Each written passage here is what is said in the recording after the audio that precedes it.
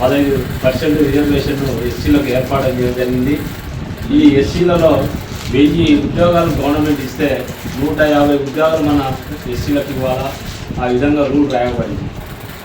దాదాపుగా స్వతంత్రం వచ్చి 75 సంవత్సరాలు అయింది. ఈ 75 సంవత్సరాల నుంచి కూడా ఈ రిజర్వేషన్ ఫలాలు అందరికీ వస్తూనే ఉన్నాయి.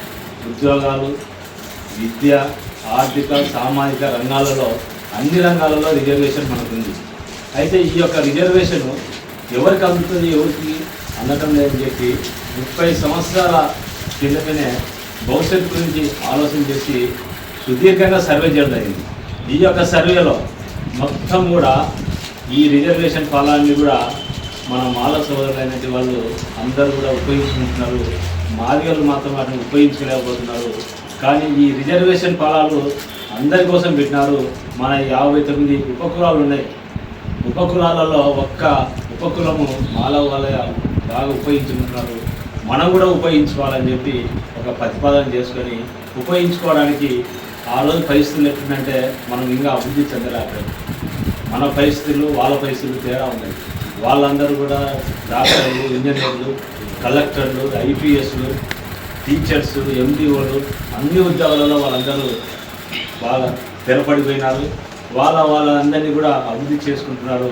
మన వాళ్ళు ఆ స్థాయికి వెళ్ళాలంటే ఒక ప్లేట్లో మనకు అందరికీ అన్నం పెట్టినారు. ఈ అన్నం పోయి తినడం మనం తిన్నామంటే మనం కంటే ముందు వాళ్ళు తింటా ఉన్నారు.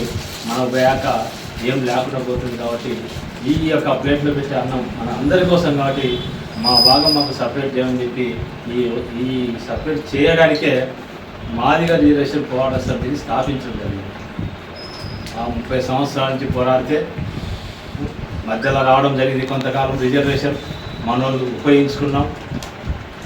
2004 రిజర్వేషన్ వస్తే ఆ 5 సంవత్సరాలు రిజర్వేషన్ ఉన్నది.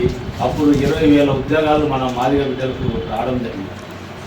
అంతకుముందు అంతా కూడా మనకు 1950 నుంచి 2004 వరకు కూడా 20,000 ఉద్యోగాలే వచ్చినాయి. ఈ 4 ఏళ్లలో 20,000 ఉద్యోగాలు వచ్చినాయి రిజర్వేషన్ వల్ల. అంటే ఎంత 4 ఏళ్ళకి 20,000 ప్రకారం చాలా ఉద్యోగాలు నష్టపోయినాము.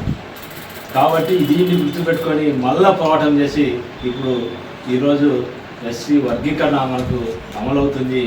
దీన్ని ఉపయోగించుకోవడానికి అందరికి ఇష్టం మాదిగా ఒక పిలుపునిచ్చిండు. Go to village. మీరు ప్రతి విలేజ్కి వెళ్ళండి. మనకు వచ్చిన ఫలాలను మన పిల్లలు ఉపయోగించుకోవాలా, ప్రతి ఒక్కరు చదువుకోవాలా. వాళ్ళు చదువుకొని ఉన్నత స్థానంలో ఒక మంచి భవిష్యత్తు లేకపోవడానికి మనం 30 సంవత్సరాలు పోరాటం చేసినాం. ఈ పోరాటంలో మన మాదిగ బిడ్డలు ఎంతోమంది చనిపోవడం జరిగింది, ప్రాణాలు కూడా వదలడం జరిగింది. వాళ్ళ ప్రాణాలు పోతూ కూడా చెప్పింది ఏంటంటే మేము ఎట్లా చనిపోతున్నాం, మేము చేసే పని మన జాతికి ఉపయోగపడాలని చెప్పి వాళ్ళు ప్రాణాలు అర్పించారు. ఈ యొక్క జాతి ఫలాలు ఇప్పుడు అందినాయి. అందిన ఫలాలు మన వాళ్ళు ఉపయోగించుకుంటున్నారు లేదా, ఉపయోగించుకోమని మీరు గో టు విలేజ్, ప్రతి విలేజ్ పోయి చెప్పండి, చదువుకోమని చెప్పండి.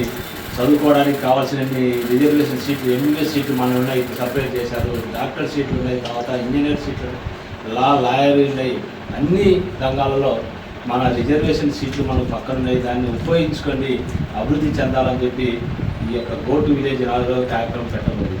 ఈ కార్యక్రమాన్ని అందరం కూడా మన పల్లెలలో ఒక్కడిని చదువుకోవడానికి ప్రోత్సహించాలని చెప్పి మీకు అందరికీ తెలియజేస్తూ, అదేవిధంగా 32 సంవత్సరాల క్రితం ఎంఆర్పీ స్థాపిస్తే ఆయన చేసిన సేవలు ఆయన సమాజానికి ఒక మాదిగ కులానికే చేయలేదు, అన్ని కులాల కోసం చేసిన సమాజానికి ఆయన చేసిన సేవలను బట్టి పద్మశ్రీ అవార్డు కూడా ఇవ్వలేదు.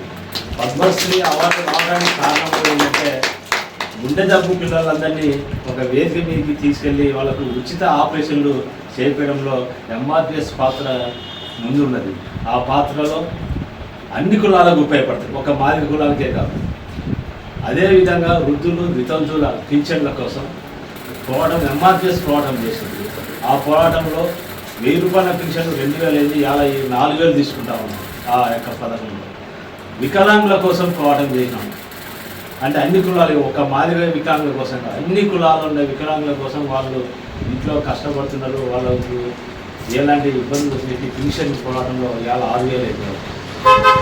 ఈ విధంగా సమాజం కోసం రేషన్ బియ్యం పెంచాలని చెప్పి 1 కేజీ పోరాటం చేస్తే, ఆకలి కేకలు అనే పోరాటం చేస్తే రేషన్ కార్డుకు 1 కేజీ బియ్యం పెంచడం జరిగింది.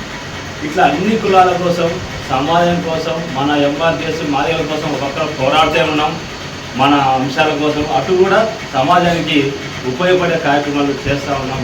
ఇవన్నీ దృష్టిలో పెట్టుకొని మందాకృష్ణ మాదిగకు కేంద్ర ప్రభుత్వం, భారత ప్రభుత్వం మనకు పద్మశ్రీ అవార్డు ఇచ్చి సత్కరించింది అని మీకు తెలియజేస్తూ, రేపు 30 సంవత్సరాలైంది మన జూలై 7వ తేదీన. ఈ 7వ తేదీన మార్కాపురం జిల్లా కొత్తగా ఏర్పాటైంది. ఈ జిల్లాలో మందాకృష్ణ మాదిగ ఆధ్వర్యంలో ఎంఆర్పిఎస్ ఇక్కడ పటిష్టంగా ఉంది అని తెలియజేయడానికి మనమందరం గిద్దరు మండలం నుంచి బలోపేతంగా అందరం వెళ్ళి అక్కడ జెండావిష్కరణ చేసి రాబోయే రోజుల్లో మనకు జిల్లాలో ఏ పని అయినా మనము వెళ్ళి పనిచేసుకునేటట్టు మనం అందరం ముందుకు వెళ్ళాలని, మనం రేపు వెళ్ళే కార్యక్రమంలో గిద్దరు మండలం నుంచి మనం యొక్క బలాన్ని నిరూపించాలని కూడా మీకు అందరికీ తెలియజేస్తూ, ఈ యొక్క అవకాశం ఇచ్చినందుకు కూడా మీకు అందరికీ ధన్యవాదాలు తెలియజేస్తూ సెలవు.